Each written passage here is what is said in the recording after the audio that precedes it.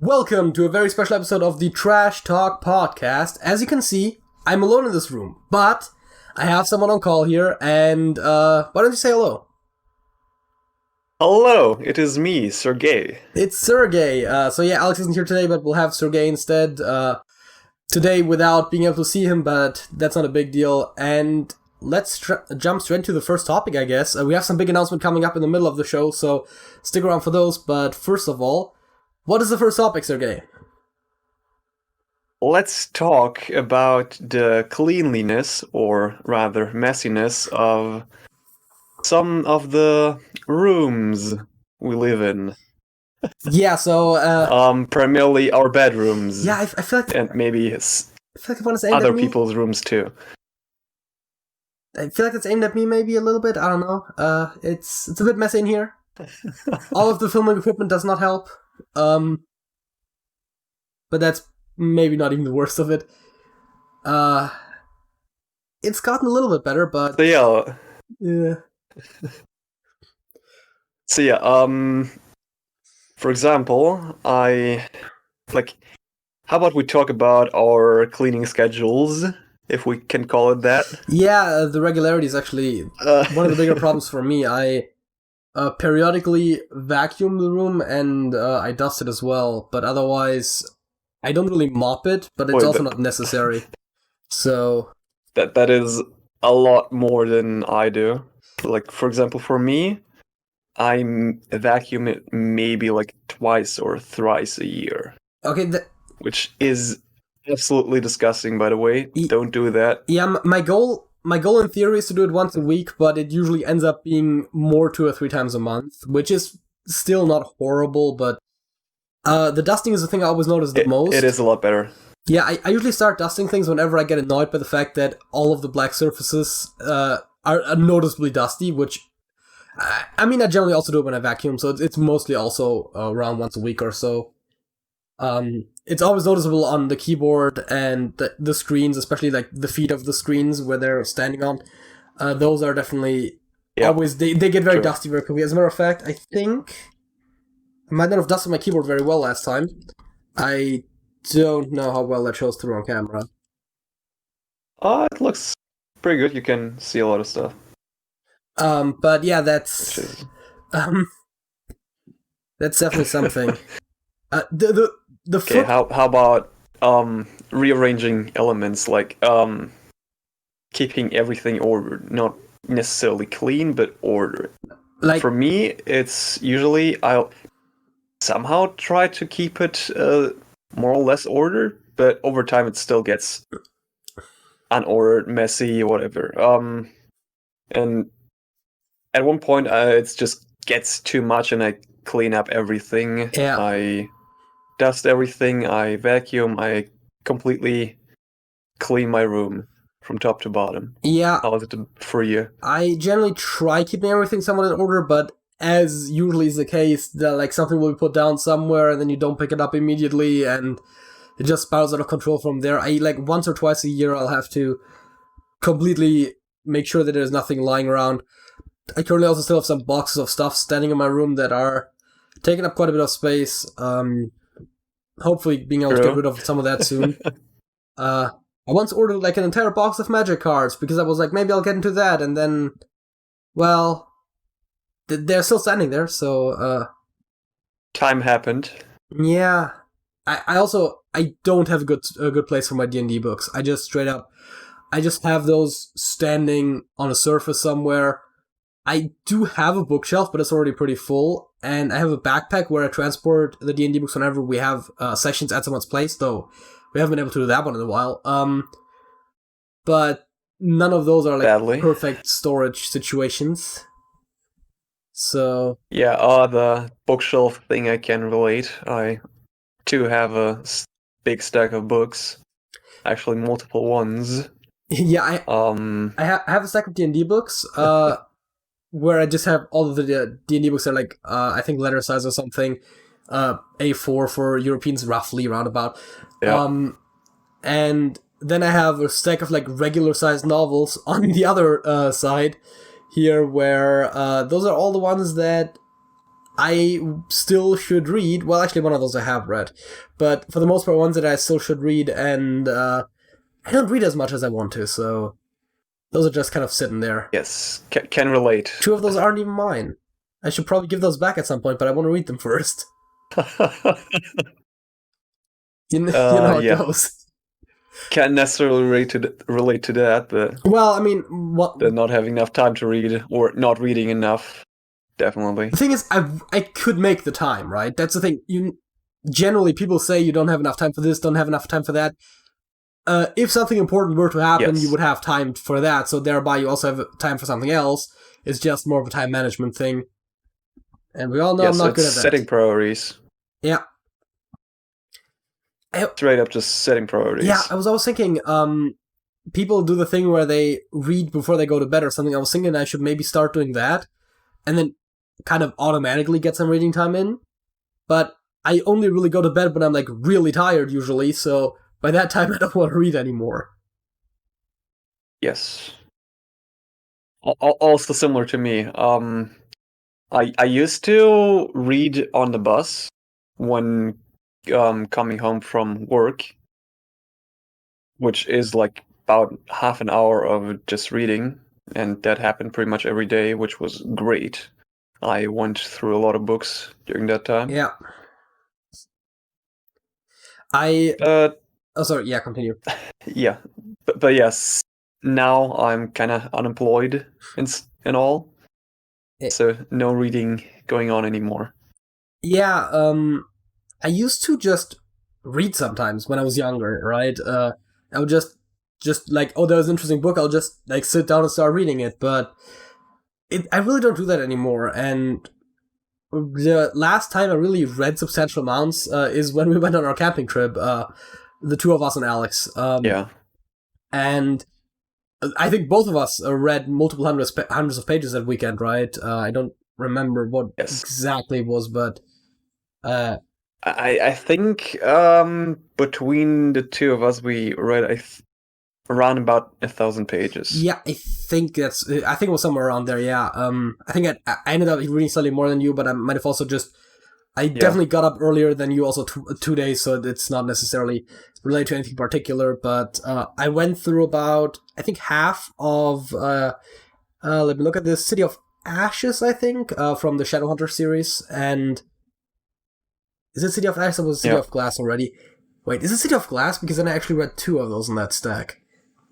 I'm getting a bit distracted here, but yeah, reading, it's good for you. Do it. That's just a general call to the audience, and I guess a little bit to us as well. But by the way, something I wanted to ask you: was there a time when you didn't like reading? No. I think from about the time when I could read, like as in sentences, I pretty much did. Yeah. I've especially as a child, I was actually quite the bookworm. More so than now, I read a lot. We actually had a thing when we were in elementary school. We had a reading competition sort of a thing, which was I think it was like once a year, where they would like just be reading aloud. I think it was just to motivate children to get their reading comprehension up and stuff like that. But I would always participate in that one as well, which of course is not the same as reading a book from back to front, but I was always decently good in those, which I guess at that age group matters somewhat, but just because I read a lot. So as long as the book was interesting, I would read it. Of course, only fiction, mostly fantasy and sci-fi, but yeah, I was reading a lot. And at some point that just kind of fizzled out. I think I blame the internet, right? As I got, not directly, but as I got to more and more using my computer, playing video games, and browsing the internet and stuff, that the reading was just something that kind of, as a side effect, kind of fell away a little bit. I totally get that. So for me, it was quite different. For I think about like the first 6-7 years of my life, I really hated reading. I really hated it. Didn't like it. Didn't want to do anything with language. But I was still learning a lot of stuff from like reading the small amounts of texts I did, because I was reading mostly like these explain things for children about complex topics, electronics and like engineering, all that stuff, which interested me at that time and still does actually. So yeah, but I hated reading. Then later on, I kind of discovered reading, the joy of reading, that lasted for, I think, roughly 2 or 3 years, maybe? Like from age 7 to 10, somewhere around that. Okay. And then I kind of stopped. I don't know how or when exactly that happened, but I kind of stopped reading and started to think I hate it. For some reason, I don't know. And also, like, after a few years, actually forgotten that I used to like reading. And now, like, about 5 years back, I kind of rediscovered that and started liking reading again, and read quite a few books since then, which I guess is good. Yeah, I think for me that it definitely helped a little bit that I think most people in my family also read. I know my parents both read a lot, and they would always have one book that they're currently reading, right? They would do the like reading before bedtime thing a lot, and just sometimes, you know, on the weekend if there was nothing else, just like sit down for a couple of hours and just read a book. So I always had a lot of access to books in that regard as well, because we have, I mean, you've been here before. We have like this huge bookshelf, like right before the entrance door to just, well, what effectively is our apartment. We live in a house with 2 generations, so it's not really the same as the apartment building. So we just have this like huge bookshelf along an entire wall there, just full of books. Yeah, it is basically a wall of books. It is crazy. It's a lot of books. Custom bookshelf there as to the only hole in there is just the door. And yes, yeah, there's a lot of books there, and so my parents would always read books. Usually, when one of them was done with a book, they'd give it to the other, and then I know my grandma also reads a lot, and I just, I always just had access to books, and like, hey, this is a book you might be interested in. Maybe you want to read that. I know there's a somewhat significant overlap in my taste in fiction with my mother, so I would oftentimes get books that she had just read, and I would then read them after her. I always recount the anecdote about the Hunger Games books. That's what they're called. I was blanking there for a second, where we got those, and I thought they were interesting. So my mother actually read them first, and then I read them, and I think within 4 days, she read the first book, then she gave it to me. I read that, and she wasn't done with the second one by the time I was done with the first. So I would always, on that weekend, I would always just wait for her to be done with the book so that I could start it. And I think we collectively read those 3 books in like 4 days. So that's not been that long ago. I think that is cool. I think it was around the time when the first movie came out, but that's also been a while now. So that's just the thing about books, right? Whenever there was an interesting book, I would usually just get it from my mother, and I would just read it and then give it back. I think there's only one book that I ever just kind of like gave up on halfway through, and that was The Lord of the Rings. We had a collection book, which is all 3 books in one, and maybe it was just the age I was at the time, but I found the writing style very dry, and someone I just couldn't slog through it anymore. That might have been around the time when I stopped reading, actually. I don't know.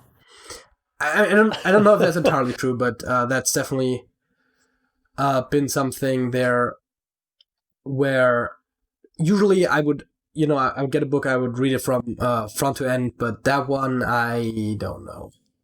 Maybe I should revisit that at some point, since I could definitely see it being a case where it's just not really written for a younger audience in mind. I would definitely read not necessarily just things that were meant for my age group. Of course, I'm sure my parents had an eye on that. I wouldn't read anything that wasn't like appropriate for my age group in terms of content, but writing style is definitely also something where just age matters a little bit. Where it's like maybe Tolkien was a bit too dense for me. I don't know.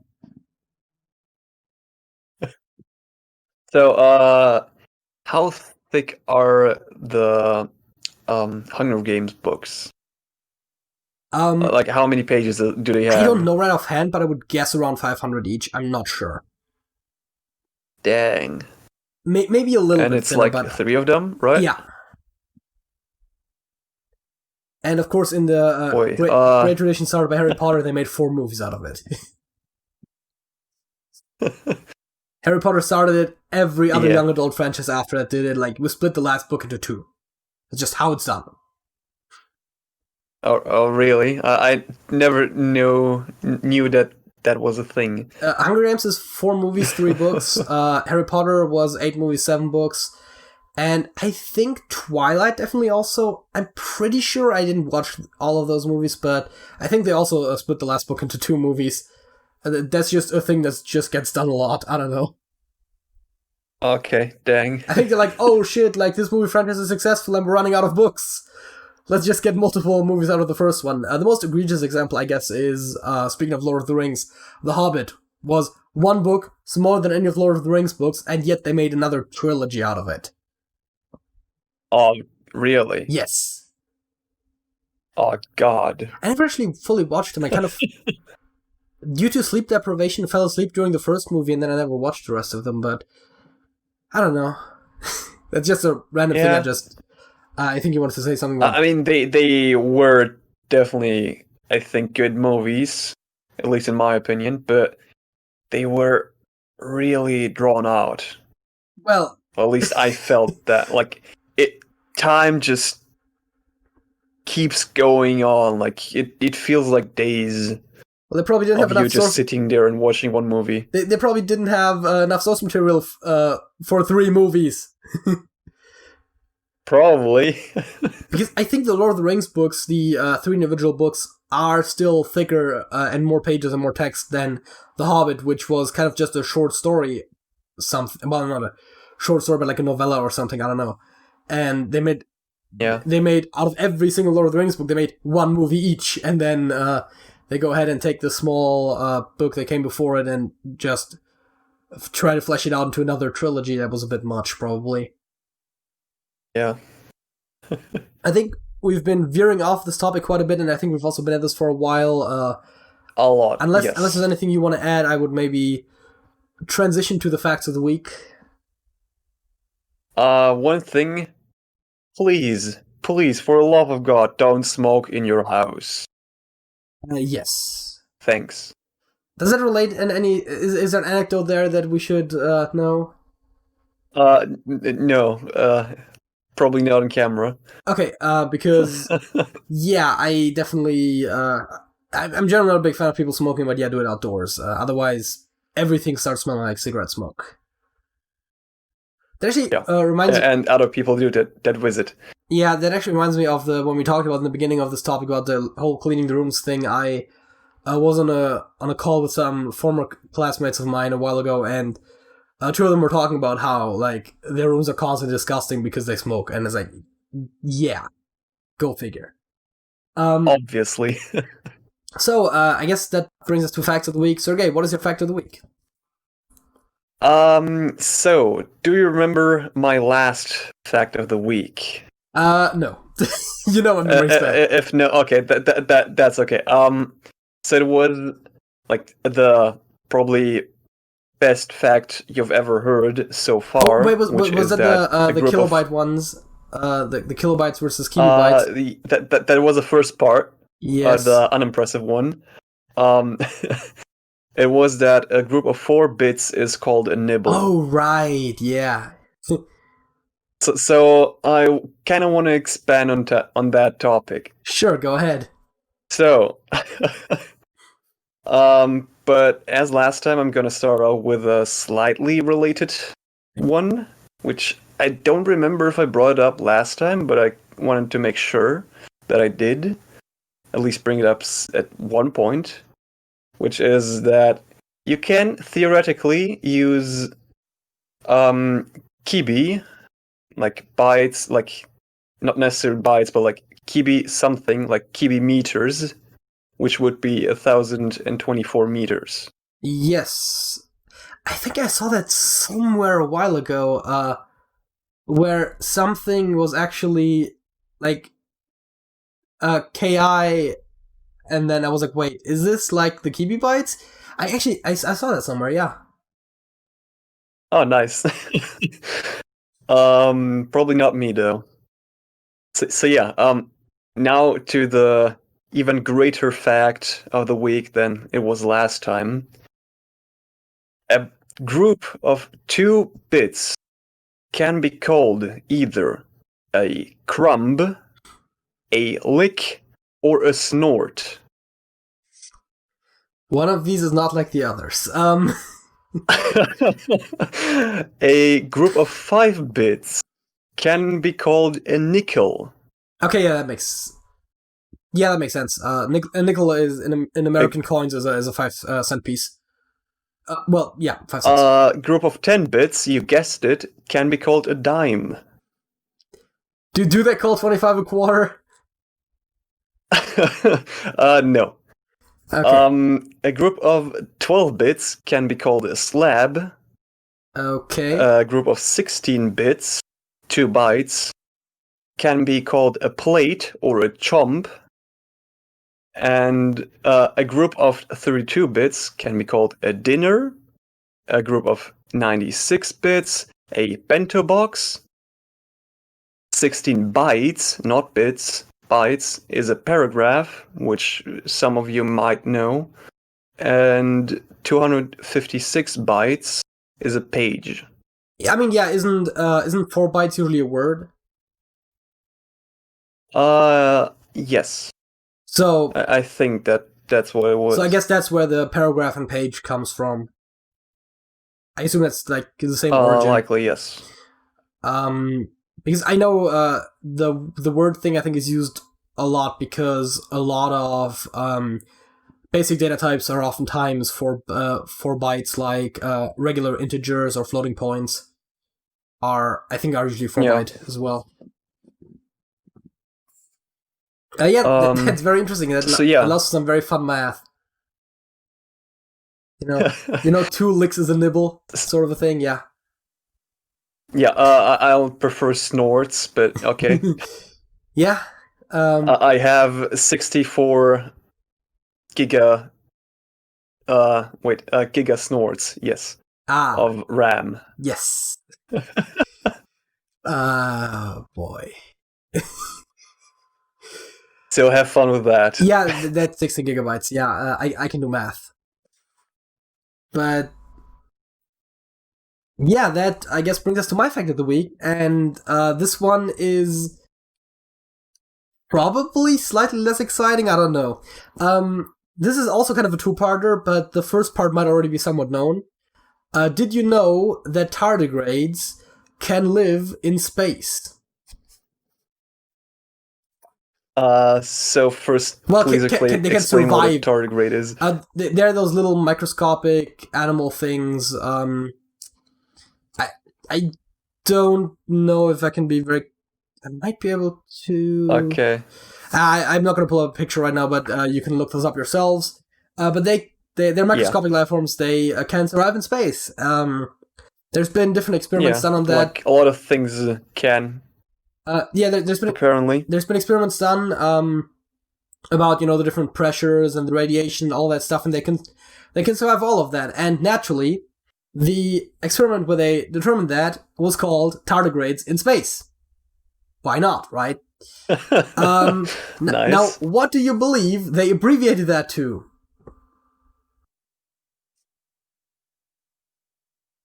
TARDIS.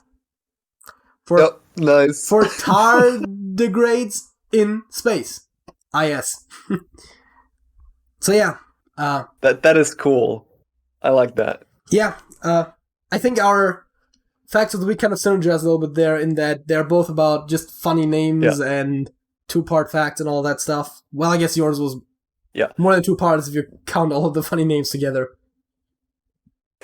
Just as a quick note, back to my Fact of the Week, like a lot of these are just jargon, obsolete, or used in very restricted contexts, so... Yeah, just FYI. Yeah, I would not have expected you to just walk into somewhere and be like, "Hey, I need a 20 giga nibble USB drive." Wait, that's the only one that wasn't from this fact, but you know what I mean, right? It's like just yeah. That brings us to the halftime show, and as I said, there was going to be some announcements about some upcoming changes to our kind of content strategy, I suppose, on the channels. And the big one is, of course, TrashcanTV, the main channel, the one you're watching this video on right now. It has been a Hearthstone channel for a while. We've kind of thrown some variety in more recently again with the viewer suggestions, but we're trying to focus that down a little bit again, and we're trying to focus our upcoming content more on the quality content that you can actually get something from, so the more like the reports with the news and the sort of guides and educational content about Hearthstone, more so than just the let's pick a random deck that has like a 30% win rate and try to win on the ladder with it, not helping anyone out in that regard. And in trying to achieve that quality that we want for those sort of videos, again, like the budget deck series that we've run, especially the most recent one with some extra graphics in there, the beginner's guides, that sort of content, we're going to be slightly reducing our output, so taking a more quality over quantity approach in the coming weeks. So we're not going to upload daily anymore, but we're still going to try to get at least one video out every week, probably more, so don't worry about that. And in that process, we're going to move some stuff around. The podcast, the video series that you're watching right now, is going to move to our second channel, TrashcanTV 2. I'll try to remember to put a link in the, in info cards. So if you like watching the podcast, which clearly, if you're watching this one already halfway through, you do, be sure to subscribe to TrashcanTV 2 for the podcast. I already mentioned the Suggestion Sundays. We're going to bring those back. I can't quite guarantee that they're going to be every week, but they're also going to be mostly on TrashcanTV 2, unless you somehow want a very specific thing that fits with what we're trying to do with the main channel, so maybe we'll put it there. But generally, TrashcanTV 2, I know we've got some stuff lined up. People want us to play Among Us with them. We'll get around to that one somewhat soon once the tournament is finished. By the way, a Trash Bowl final match premieres tomorrow, 8 p.m. Central European time, our regular time slot. That means it's 3 p.m. Eastern time, because time zones are weird right now. I believe Eastern is not switching off daylight time that soon. And speaking of TrashcanTV 2, that kind of leads us into the second topic. And there's another series that's going to start there somewhat soon. I don't think we have an exact date set yet, but Sergej and I are going to play Minecraft. Ooh. I think we kind of mentioned this before, and then we still we're like, hey, we're going to do that somewhat soon. But yeah, now we have all of our testing done, and we kind of finalized the mod pack almost. I have some notes that we might go through on the air here just for fun, but for the most part, we have that finalized. We have it tested that it's stable, and we're going to play a modded Minecraft 1.7.10 on a server together. This is the point. It's going to be great. Yeah, I was about to say, this is the point where you jump in and say something. So yeah, I guess maybe you want to start off just by walking through kind of the core things we put in the pack, because I just talked for quite a bit. Oh boy, the core things, there's a lot. Like, the mod pack is huge. It's over 200 mods. It's like over 200 mods. At least by Forge's count, which is a bit inflated because a lot of the mods are, of course, modular. Yeah. You got thermal expansion is now thermal dynamics, thermal expansion, thermal dynamics. Did I already say that? Yeah, I did. Thermal foundation and like all that stuff. So, but yeah, it's yeah. It's probably still close. Let me quickly just bring up the list because I have not prepared that. Ah, yes. I'm going to actually do that as well. Minecraft TTV 2-pack mods. 172 items. It says in my mods folder. Oh yeah, wait. I think there might be some in there that are actually... Yeah, there's at least one in there that's straight up disabled. Oh yeah, I think we... Yeah, I disabled Galactic Craft because that kept crashing because of some bullshit in combination with other mods. Yeah, I was thinking that before. I think we removed that because also whenever I tried actually crafting a rocket in the crafting table one time, I'm not sure if it was this mod pack exactly, but in one of the well, it isn't because it's not in there anymore, but in one of our prototype packs, that just straight up didn't work either, so it's not that big of a deal. Yeah. But yeah, we have obviously applied energistics too. We have Thaumcraft with all the cool little add-ons. All of them. No, not really, but a lot. We have big reactors, blood magic, botania, buildcraft. We have for the people that like to build houses, like I do, carpenter's blocks, chisel, and we have Z-tones too. We have deep resonance, I think, was the mod that added like these atom reactors, nuclear reactors. That's big reactors, but deep resonance. Like the other ones. Deep resonance adds the crystal with actual radiation and stuff. Yeah, I mean, they have radiation. It's the crystals that you like shoot lasers at to generate power. You can find those crystals underground. They're kind of rare, or you can make them out of resonating ore, which is also kind of rare. It's actually one of the few things I think in our current test world that we don't have a lot of because it's just so rare. Yes. That and Draconic Evolution stuff. Yeah, that's also...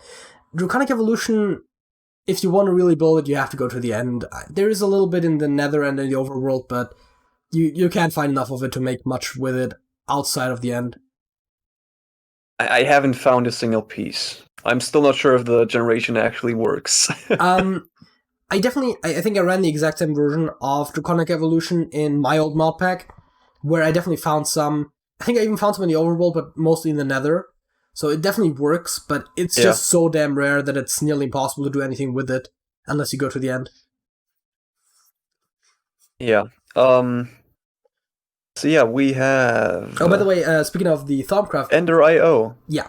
Yes. Speaking of Thaumcraft add-ons, I just want to point out one of my favorite Thaumcraft add-ons that's in here, because that, I think, kind of illustrates where we're going with this. Not enough Thaumcraft tabs for whenever your Thaumonomicon has too many tabs. Yes, we might be a 1 over. I think we're 1 over. Yes. Yeah, we barely, but actually do need that. So we have, as I was saying, Ender.io in there. Yes. We have Ender Tech. I can't quite remember what it was right now. I actually don't specifically remember either, but I'm pretty sure we went through all of those once and determined that it was worthwhile having. Yeah. Extra utilities. Fastcraft, because the mod that I first tried to use was apparently not good, which I think was Optifine. We have Optifine. Apparently... Wait. Don't... What was that then? What was the... I don't remember. I don't actually remember right offhand if Optifine and Fastcraft even are redundant to each other, but it doesn't hurt our performance, so we have it. I also don't think we have to go through every single mod. I mean the stuff like Fastcraft. No, I'm just skipping most of the small stuff and add-ins, just saying the stuff I kind of recognize. We have... Oh yeah, there comes Galactic Craft, which is disabled. We have Gendistry, which I haven't touched with a 10-foot pole so far, even, and don't want to try. That's one of the B ones, isn't it? Yes. Hardcore Ender Expansion, whatever that was. Yes. Hunger Overhaul, great. Hunger Overhaul and kind of going with that Pam's Harvest Craft to make some more varied foods. Yes. Those go well together. Immersive engineering, industrial craft, iron chests, obviously Java, journey map, logistics pipes, which I think we didn't use because of obviously AE2. It's really unfortunate because logistics pipes is such a cool mod, but you never end up using it because you just have a better option. Yeah. Mouse's doors. We have fancy doors, boys. Mariculture. Yes. Mechanism. Mind Factory Reloaded. Modular power suits. Nice. We have Natura. We have obviously not enough items, all that kind of fancy stuff. Open blocks, open computers, open peripheral add-ons, which can give us like Google Glass and stuff that we can program, which is nice. Yeah, I actually haven't played around with open computers at all, but I'm definitely looking forward to seeing what that can do. I have had that add-on with Computer Craft back in the day when open computers was not really a thing. So I kind of made some fancy little like overview GUIs for me to monitor my back in the day IC2 nuclear reactors. It's in there, ladies and gentlemen. We have IC2. Yes. Please don't explode. Especially if you're near me. Yeah, I mean, the only reactor I've built so far is a big reactor, but yeah, IC2 is definitely one that a lot of packs exclude these days. Well, I say these days, even back in the 1.7.10 days, which we're apparently in. But yeah. I like Tech Reborn, which is virtually unplayable without IC2. It technically can be run without it, but most of the recipes just don't work. So that's basically for those that don't know, it's basically like GregTech, but before it introduced like the Steam Age and tried to nerf every single item in the game. So it's just something that adds on top rather than changes everything. Except for the quarry recipe. It still nerfs the quarry recipe because the quarry's overpowered. Yes, it is. We managed to get one, and it's currently running. Oh, it is? On our test world. I have actually set it up. Because I think I just crafted at some point and just dumped it in the AE system and never actually used it for anything. Yes, we have mined around about 300,000 cobblestones so far. Excluding all the ores and bullshit that it also brought with. That it also mined up. That's good. By the way, we're running low on coal, but that's unrelated. Well, low-ish. Especially on the quarry side, because it's powered by coal. Oh, that is too. Oh, great. But I'm using coal that it mines up, that it digs up, so it's fine, mostly. So we have Pam's Harvest Craft, Pneumatic Craft, Portal Guns. We have Project Red, pretty much everything in that. I mean, yeah, it's one of those base, compat. I don't think integration, many people, lighting, world. I don't think many people run just one or two modules. It's usually you just throw all of them in, anyways. Yeah, back in the day, I kind of only used the lighting of them because it really looks nice. I actually like the redstone logic stuff, though.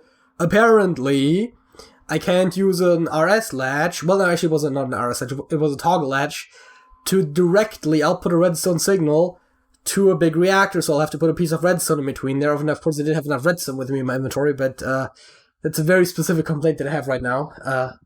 That is not really that relevant. I didn't know that, but sure will be useful sometime. I was wondering why my reactor was always turning off, and it turns out that it's just because the latch configuration just didn't work at all that I set up. The more you know. Yeah. So the redstone latches and all that stuff, I didn't really use that much because I'd usually solve that with computer craft.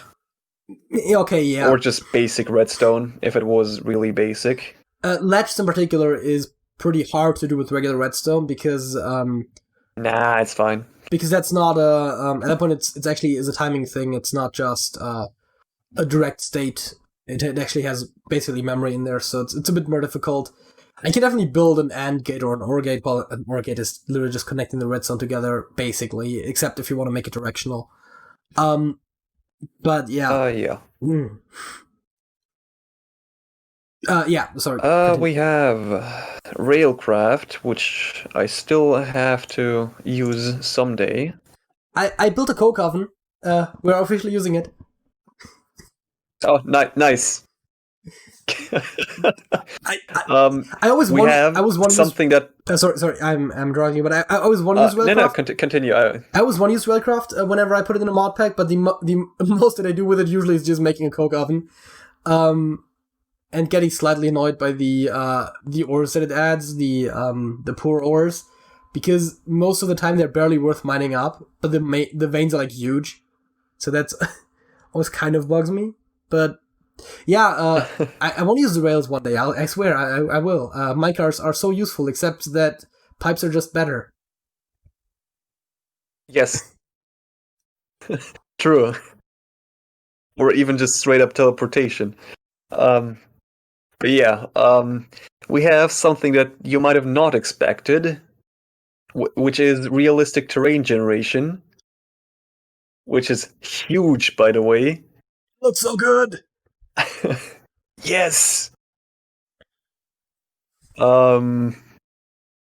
have Redstone Armory and Arsenal, which I'm not sure what it adds right now. One of them adds Redstone Flux powered armor, and I think the other one adds tools or something. I think there's also drill in there. Oh yeah, that makes sense. And stuff like that. It's not bad. I think one of those adds some of the stuff that Industrial Craft also adds, but with RF instead of EU, because there's a couple of things that you can't do in terms of tools with RF with most of the mods, because they focus most of the machines like NRIO and Thermal.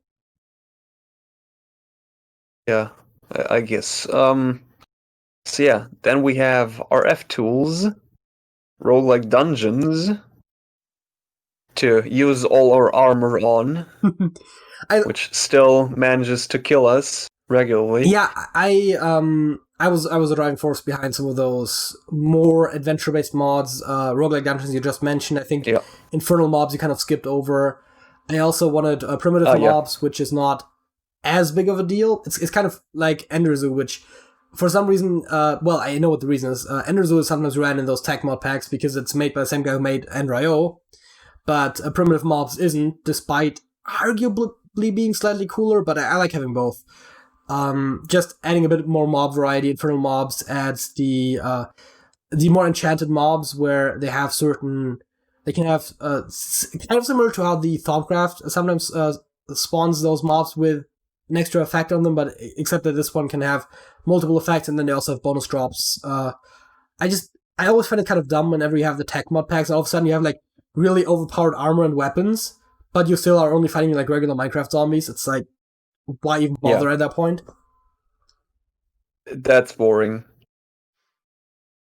Yeah. So, yeah. By the way, about roguelike dungeons, I had to dial down the frequency of them because they were basically overlapping, which was not great. Yeah, I assume And surprisingly, you have to increase the number to reduce the frequency, which confused me. Oh, yeah. At the start. I think it's, what is it? A number of chunks between them or something? Something like that, yeah.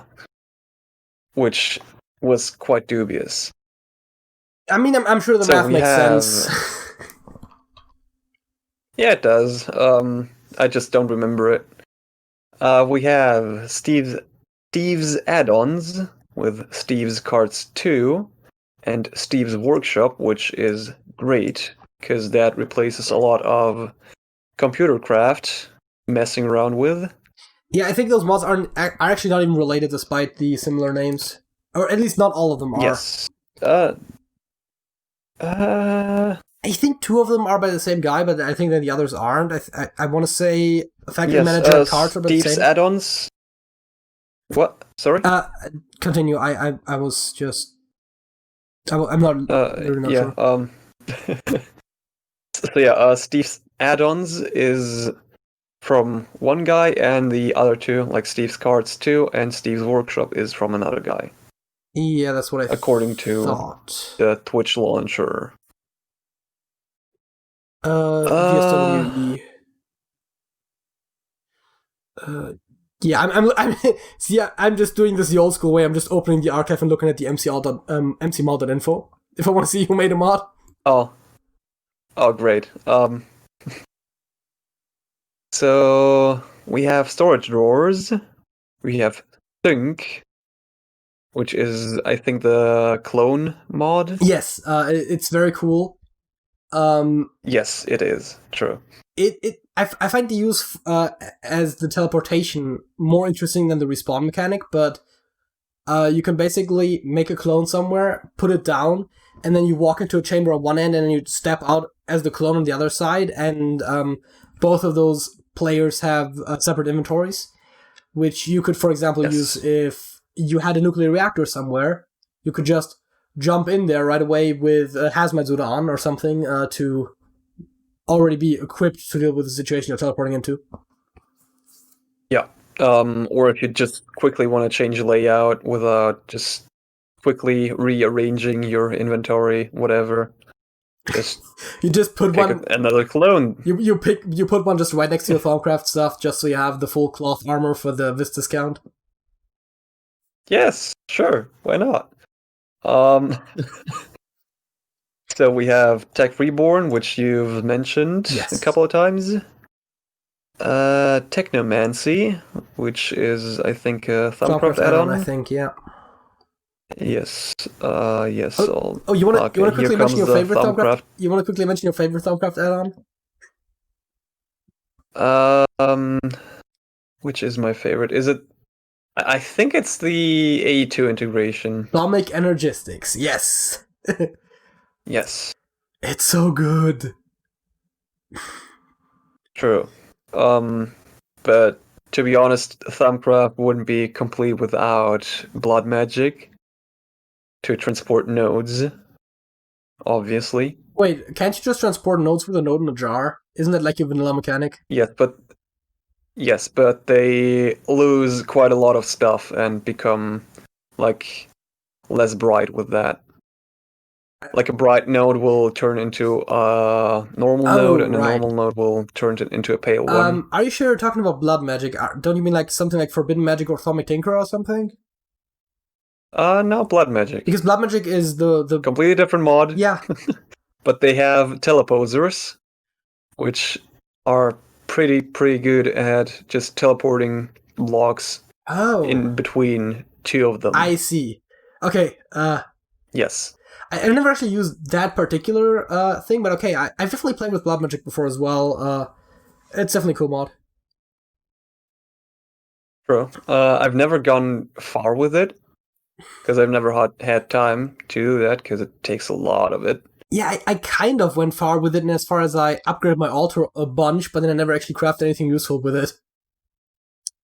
Because it's actually really easy to get a lot of blood out of yourself if you have like with which one is it? Tinker's Construct, which adds the hearts containers, so all of a sudden you have like 1,000,000 hearts. Well, 20 to 30. And then it's a lot easier to just drain blood out of yourself, and then you get a regen effect from somewhere. Boy, that is not enough blood. Also not an automatic way of blood production. If you're not making 100k blood per second, you're doing it wrong.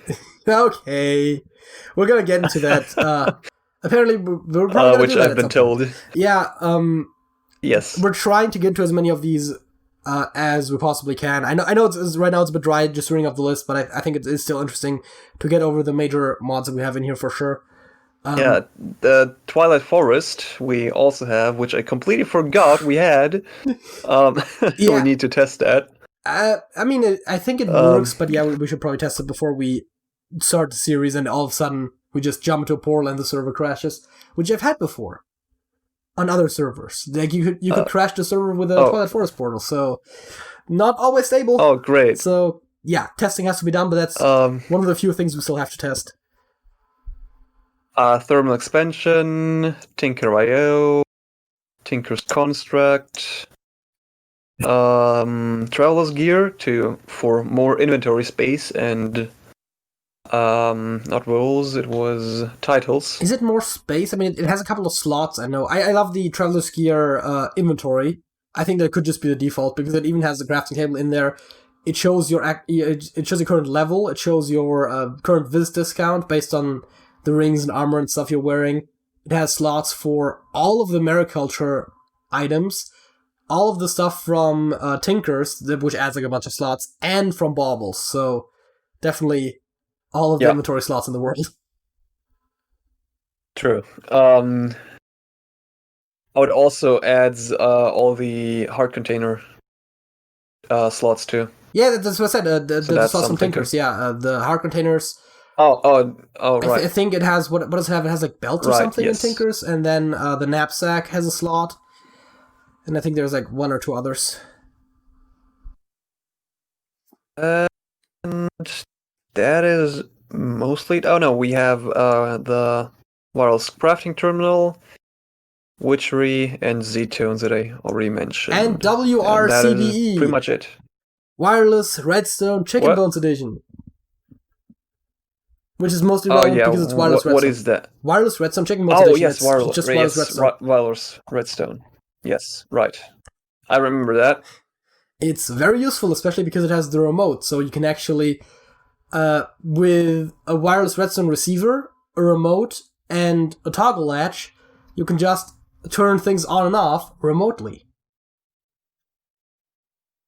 That is great, by the way, if you didn't know that. Also decent for secret doors, though I don't see a huge use for secret doors on a non-PvP server, but that's besides the point. Yeah, man, secret doors are a must on every server, even single player. Just cool to have. I used to have a mod that I would always put in my packs that actually was all about secret doors and like camouflaging doors and levers and buttons and all that stuff. I eventually took it out because... Yeah, but that's lame. You gotta make it yourself. Yeah, because I eventually took it out because A, you can usually make it halfway decent in other ways in a modded pack, and B, I didn't really use it because it didn't have a use. I mean, you can make a decent secret door just with pistons, and then you hide the button by just not having a button, but instead using your remote from Wireless Redstone Chicken Bones Edition. Yes. So I think... one mod that I would want to add, if it is compatible, is Magic Bees, because we either forgot it or was incompatible, I don't remember, but we have to look at that. I think we forgot that, yeah. I have some notes. There's a couple of other ore stuff we still have to fine-tune, but pretty much we're ready to go. We're not going to go over that right now, because just listing out the mods took a while, but maybe... a lot of mods. Yeah, maybe want to... is there anything you want to particularly focus on in, I guess, the early parts of the playthrough that you already know?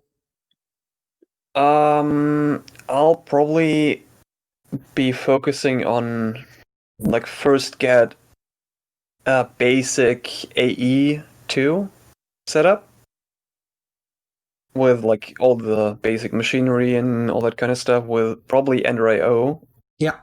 Or thermal expansion, which I kind of use interchangeably. Yeah, I prefer the sag mill over the pulverizer, and I do like that the alloy smelter is both the induction smelter and the furnace, so I generally use Ender.io for basic machines, but it really is a preference thing. Yeah, and then like set up automatic crafting with, I think it was RF tools for all my big building projects. That's gonna be fun. I'm definitely... Yeah, I mean, the basic ore bubbling and having an AE system. I think I would do auto-crafting with AE as well, because it's relatively simple. But I would we definitely have to look into how to place your AE system so that you actually can access all the machines halfway decently and manage channels and all that stuff. Yeah, we didn't really think about that with our test playthrough. Yeah, it's a mess. It's like as clean as we could get it, but I have no way of installing auto-crafting in there without making like huge walkways behind the walls and everything to just try to configure it somehow. And channels are already pretty used up with all of our storage buses, and dense cables are also rough to manage, so I don't know. Yeah, my big bases are structure out for that, so that's hopefully not going to be a problem when we move in there. So yeah, in the actual series. Exactly, we're gonna make a new server or at least a new world for the series. We're gonna show everything important that happens in the videos, and you're gonna get to see that on TrashcanTV too. So if I didn't already give enough incentives, which, the podcast, the suggestion videos, and the Minecraft series, we're actually gonna have content on TrashcanTV too for once. So subscribe. There's already like a handful of videos on there, mostly part 1s and 2s, because series didn't go very far, but based on how much Sergej and I like Minecraft... We still gotta play Antechamber. Oh yeah, we still gotta finish Antechamber at one point. That actually was an interesting game. I definitely not opposed to continuing that at some point. We also have to finish Firewatch at some point, so there's definitely some stuff that is gonna go down that channel. So yeah, that's where it's at. If you want to watch non-Hearthstone content, subscribe to that channel. Anything else you want to say about the Minecraft series, the upcoming one? Just that I'm really hyped up to show off my buildings to the world. I guess not much. I'm gonna be the machine builder here, because my buildings are rectangular. Usually 9x9s, yes, to be exact. I love 9x9s. Best invention ever. Dabble20, huge shout out. You'll probably know the guy if you're interested in Minecraft, but especially modded Minecraft with tech mods. But yeah, we're setting ourselves apart by also having some interesting mods in there, so we're not just a purely tech mod playthrough, but a lot of tech mods, and some that are not that popular, like Tech Reborn and I guess even IC2 at this point. A lot of cool stuff in there. Also, more heavy magic focus as we kind of hit on. We have Botania, Witchery, Thaumcraft, and Blood Magic in there, which is why Magic Bees make so much sense, since we also have Forestry, of course, in there with extra bees. So, I guess I'm going to do bees at some point. Yay. I do like bees, but I never get that far, so I'll have to try to actually get to some really good bees at some point. So one question though, do we invite other non-TrashcanTV members onto the server? We're definitely not going to invite other TrashcanTV members because Alex isn't going to play. So true. I'm not categorically opposed to it, but we would have to do it in a way where I think doesn't affect the playthrough too much, where like we can't all of a sudden have like all sorts of resources between episodes because someone outside of the series just like create a bunch of resources or something. I just mined off camera, man. Well, yeah, mining is one thing, but just imagine like someone like just starts building up the base with like all sorts of advanced machines or something. We have to manage that somehow, but if the test server is anything to go by, we also had one more other player, it definitely didn't impact it too much. I can definitely say that, at least for now, we're not going to open it up to the community, because if we allow other players in, we're going to basically handpick them, because we don't want any potentially destructive elements, so I don't think we're going to open it up to the public anytime soon. Also, we don't really know about server loads with too many players, potentially. But yeah. We could talk about that. It is a friendly Christian server, so exactly. Be nice if you get on there. Sergej knows his Minecraft memes. Speaking of knowing Minecraft, I really don't know newer Minecraft versions that well, but luckily that won't be a problem here. Oh yes, I have recently, like a few days ago, booted up the newest version of Minecraft, which was 1.16? at the time, 1.16.3. Yeah, it sounds about right. Boy, I was so confused the whole time. Have you seen the Nether? No, I haven't gotten that far. Yeah, it doesn't look like anything you would recognize. I mean, I think the regular hell biome still exists somewhere, but they added multiple biomes to the Nether, which is cool. Yes. I'm not sure how I like some of the biomes that they did add. but other biomes. Biomes aplenty. I think we have Ganny's Nether in there. No, do we have Ganny's Nether in there? I'm not actually sure right offhand. No. No, we don't. Right, the only Ganny's mob we have is Ganny's Surface. Yes, which I'm also actually thinking about removing, because the shit all over the place annoys me. Yes, the shit you can turn off, but I think we can remove it, because the only thing I can think of right now that it adds is andesite, granite, and diorite, which is something that I think was added in Minecraft 1.8. But yeah, Chisel also adds it, I think, or something. There's 2 mods that added, and we currently have both in our world gen in the test world right now, which is one of the duplicate world gen items that I was gonna bring up to you to remove, because I find it annoying because they don't stack with each other. Yeah, yikes. Never noticed that. Yeah, we have 2 types of the Minecraft 1.8 rocks. The advantage of the Ganny's mods actually is that they have Thaumcraft aspects, but we should actually look at what that mod adds specifically, because it might sort of not be worth actually running that at all. But yeah, we have extra nether stuff due to Natura and Biomes for Plenty at the very least. I think there might be some other mods that add things. I think is it either Thaumcraft or Natura also adds some extra mobs in the Nitro Creepers. I think, is it Witchery that adds the Hellhounds? I'm not even sure right offhand. Hellhounds? Yeah, the dogs in the Nether, the red ones. Oh yeah, right. Oh fuck. I was still thinking Overworld, which confused me. Sorry, I was circling back to another thing. The Overworld was kind of a detour because of the Ganny stuff.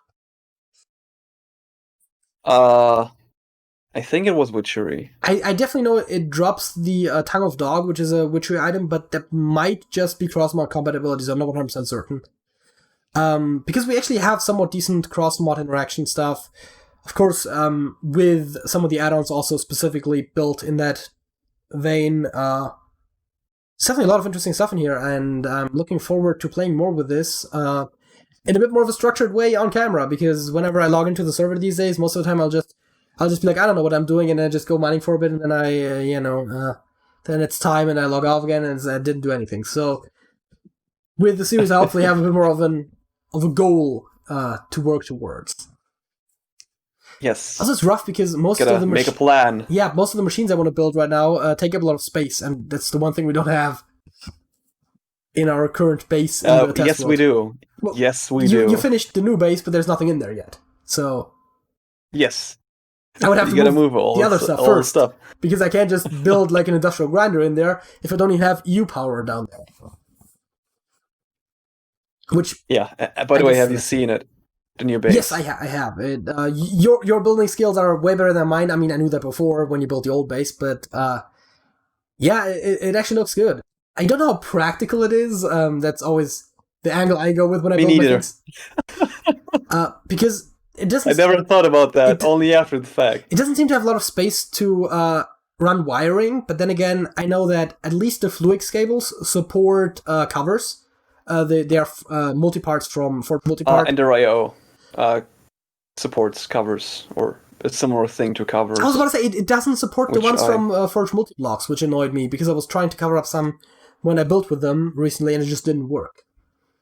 You gotta build the custom ones. Because it's not really covers, it's like a whole block that is that you can place the wires inside of. Oh god. Yeah, but we can have a look at that when we get around to that. I know Buildcraft has their own custom covers as well. I think they're called Facades. I think A2 also has Facades, but they also work with the Forge Multipart covers, which is great.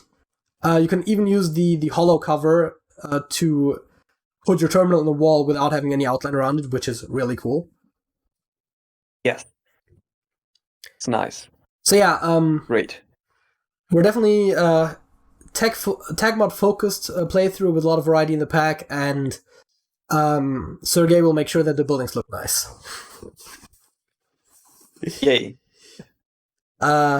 Anything else about the pack? I think we have been going for a while at this point. I think that's most of it. So yeah, anyone looking forward to the series, let us know in the comments. And again, I know I've said this a lot, but I know a lot of people. We have like almost 3,000 subscribers on this channel. We have like what 20 or so on the second channel. So anyone who's interested in podcasts, in Suggestion Sunday videos, in the Minecraft series, TrashcanTV 2, subscribe to the channel. Also, if you are interested in Hearthstone and you're not already subscribed, subscribe to TrashcanTV, and let's hit the songs of the week before we get out of here.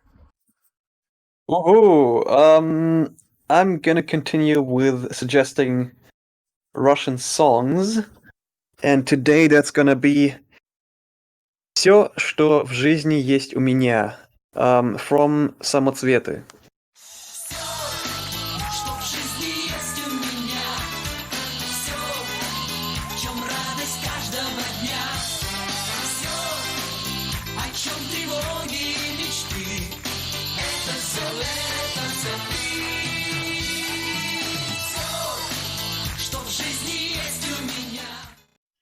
I understood about nothing of what you just said, but does it have a translation? Let's start with that, maybe. Everything that I have in my life. From the direct translation would be self-colored or own colored, gemstones, natural gemstones. I think something like that. Colored gemstones. I don't know, man. Okay. How to translate that? Okay, so it doesn't translate well, or at least Sergej doesn't translate well. Yes. Anything you want to say about that song? Not really. Just listen to it, see if you like it. Okay, then I hope Alex likes it. It brings us to my song of the week. So I realized this video comes out on Halloween. So I made it a spooky one, because it's not like we did any other Halloween topics. My song of the week is Fear of the Dark by Iron Maiden.